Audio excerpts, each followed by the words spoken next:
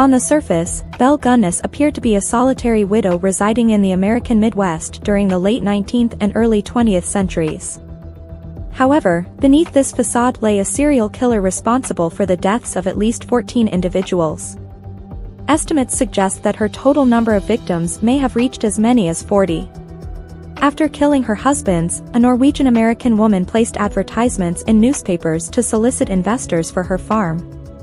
She strategically targeted potential Norwegian-American partners, seeking companionship and financial backing reminiscent of their shared heritage. Additionally, she advertised in love columns to lure affluent bachelors. In an attempt to trap her latest victim, Gunness penned the following words: "My heart beats with wild excitement for you, my Andrew, I love you. Come prepared to stay forever." I am here to delve once more into the harrowing tales of serial killers, with our focus now shifting to cases within the United States.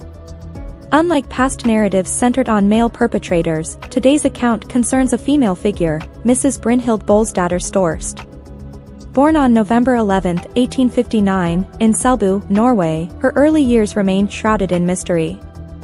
However, for reasons unknown to us, Gunness made the pivotal decision to emigrate from Selbu to Chicago in 1881. For reasons that remain unclear, Gunness decided to emigrate from Selbu to Chicago in 1881. Sure. Here you go. But before we dive in, let's make sure you don't miss out on any fun. Hit that subscribe button and ring the bell so you're always up to date with our latest adventures and updates.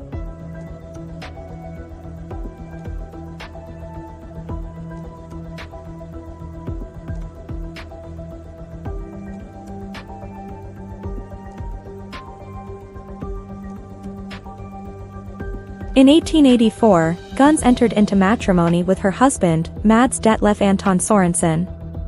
It was a union marked by misfortune and calamity.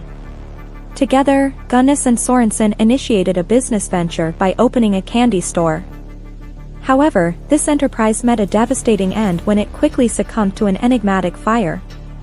Their family life was similarly marred by tragedy. They had 4 children, but heartbreak followed as 2 of them tragically passed away from severe colitis, a condition whose symptoms bore an uncanny resemblance to poisoning.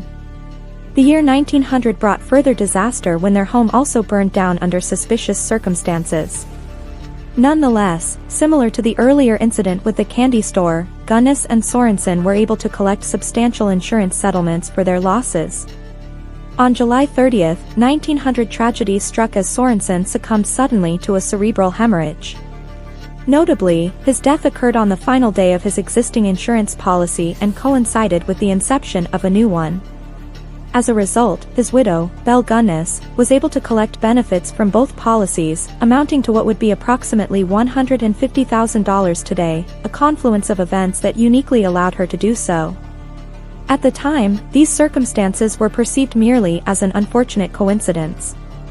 Gunness contended that Sorensen had returned home complaining of a headache before passing away.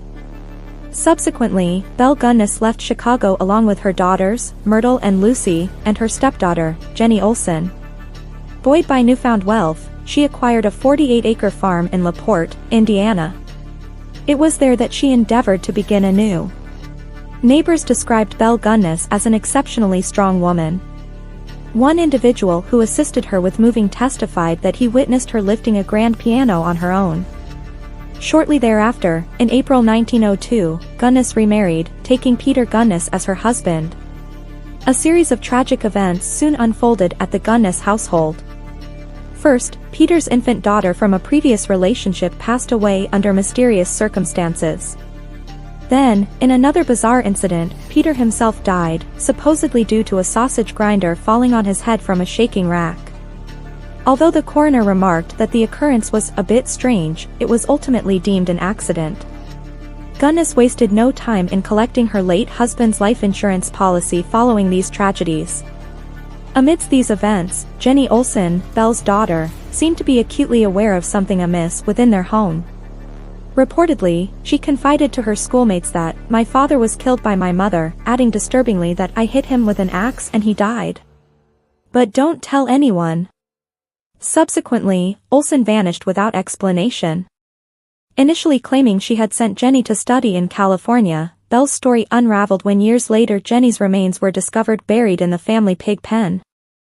Was Belle Gunness driven by greed, or had she succumbed to a bloodlust beyond comprehension? Twice widowed and unshackled from morality, she began placing chilling personal ads in Norwegian-language newspapers, targeting unsuspecting souls for a deadly rendezvous. One ad read, "Character, a beautiful widow who owns a large farm in one of the best areas of LaPorte County, Indiana, desires the acquaintance of a man of similar resources, with an eye to uniting destinies. Replies via letter will not be considered unless the sender is willing to visit in person after answering. No need for amateurs." Harold Schechter, renowned true crime author behind Princess of Hell, The Mystery of Belle Gunness, The Butcher of Men, reveals that Gunness was terrifyingly adept at luring her victims into her sinister grasp. She possessed a keen ability, characteristic of many psychopaths, to identify potential victims, Schechter explained. These victims were often lonely Norwegian bachelors, many of whom were entirely isolated from their families. Gunness lured them with promises of traditional Norwegian cuisine and crafted an enticing vision of an ideal life they longed to attain. The men who visited her farm did not have long to save her life. They arrived with thousands of dollars in their possession, and they vanished shortly thereafter. George Anderson, a fortunate survivor, came to Gunness farm from Missouri, carrying both his money and high hopes. One night, however, he awoke to a chilling scene. Gunness was looming over his bed as he slept. Profoundly unsettled by this alarming conduct, Anderson immediately departed from the location. Concurrently, neighbors began observing peculiar activities at the farm. Gunness started spending an unusual amount of time in the pig pen during the nighttime hours.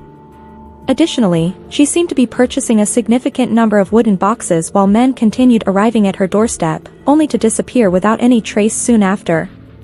Mrs. Gunness frequently entertained male visitors, as a farm worker later reported to the New York Tribune. Almost every week, a different man came to stay at the house. "I introduced them as cousins from Kansas, South Dakota, Wisconsin, and Chicago." In 1906, Belle Gunness targeted her next victim through an advertisement in the Minneapolis Tidend, a Norwegian-language newspaper. Andrew Helgelian responded to this ad. Subsequently, Gunness and Helgelian commenced an exchange of affectionate correspondence. "We will be very happy when you get here," Gunness professed in one of her letters. "My heart beats for you, my Andrew, I love you. Come to stay forever." According to a farm worker, Mrs. Gunness frequently entertained male visitors at her residence, disclosing to the New York Tribune that nearly every week different men would come to stay at the house. She introduced these individuals as cousins from Kansas, South Dakota, Wisconsin, and Chicago. In 1906, Belle Gunness initiated contact with her next victim. Andrew Helgelian discovered her advertisement in a Norwegian-language newspaper, the Minneapolis Tidend. Subsequently, Gunness and Helgelian engaged in an exchange of romantic correspondence. "We will be very happy when you get here," Gunness professed in one of her letters. "My heart beats for you, my Andrew, I love you. Come to stay forever." Like those before him who risked all for love's promise, he relocated to LaPorte, Indiana on January 3, 1908 to join Belle Gunness.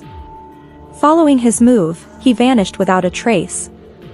Belle Gunness successfully avoided detection and suspicion for an extended period. However, when Andrew Helgelian ceased responding to messages, his brother Assel grew concerned and sought answers. In an attempt to deflect scrutiny, Gunness responded ambiguously, "You want to know where your brother is?" "That is precisely what I would like to ascertain as well, however, it proves challenging for me to provide a definitive answer." Gunness suggested that Andrew might have traveled to Chicago or possibly returned to Norway. Nonetheless, Assel Helgelian remained unwavering in his pursuit of the truth. Concurrently, Gunness faced issues with her farm worker, Ray Lamphere. Lamphere harbored romantic feelings for Gunness and grew increasingly jealous of the numerous men frequenting her estate. Their relationship had soured, culminating in a heated departure by Lamphere following the arrival of another suitor. On April 27, 1908, Belle Gunness visited an attorney in LaPorte. During this meeting, she disclosed that she had terminated the employment of Lamphere due to his obsessive jealousy, an action that reportedly incited him into a vengeful rage. She further revealed her intention to draft a will because Lamphere had ostensibly threatened her life. "That man seeks retribution against me," Gunness confided to the lawyer. "I fear that one night my house will be set ablaze." After departing from her attorney's office, Gunness proceeded to purchase toys for her children along with 2 gallons of kerosene. Later that night, a fire was deliberately ignited on her farm. In the aftermath of a devastating fire, authorities discovered the remains of 3 children from the Gunness family in what was left of the basement on their farm. Alongside them, they found a decapitated body presumed to be that of Belle Gunness. Ray Lamphere was promptly arrested and charged with both murder and arson. Subsequently, law enforcement began an extensive search of the property in hopes of locating Gunness' missing head.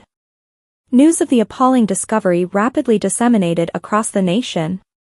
American newspapers branded Belle Gunness with monikers such as the Black Widow, Hell Belle, Old Indiana, and the Lady of Doom Castle.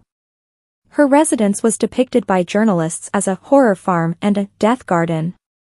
The macabre curiosity drew throngs to LaPorte, transforming it into both a local and national spectacle.